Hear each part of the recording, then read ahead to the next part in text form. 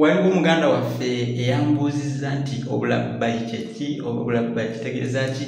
Njagala okumutegeeza oba okusomesako ku kigambo ekyo. Edda nga obusezi bukyaliwo nnyo mu Buganda ng'abantu baserera ddala era nga n'okulya balya abantu. Kale ekigambo obulabbayi n'omulabbayi tebyawukana.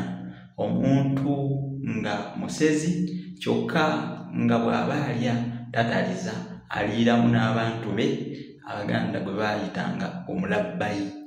Era baamuggyako n'enjogera egamba nti abooluganda banjagala nga tasenze kwa mulabbayi, kubanga gw'ate we yakulwanga ab'okulya ng'asobola n'okulya ku b'eŋŋanda ze ow'engeri eyo gwe bayita omulabbayi. Kale yenjogera eri era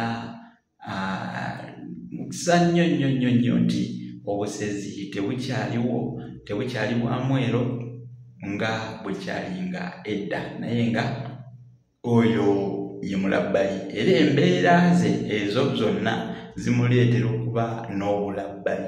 Olwekyo obulabbayi y'embeera y'okubeera nga omusezi alya ate nga tataliza, aliiramu n'abantu be oba ab'eŋŋanda ze, oyo gwe tuyita omulabbayi.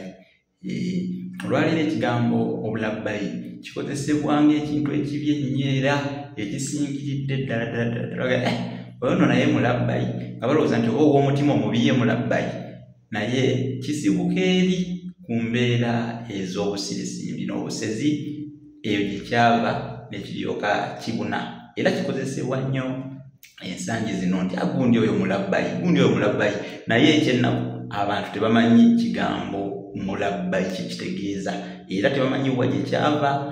Obabuuza bakunnyonnyole, tebasobola kutegeeza makulu ga kigambo mulabbayi n'obulabbayi, awo we kyava. Kale nange awo we nalabira. Mwebale nnyo okumpuliriza.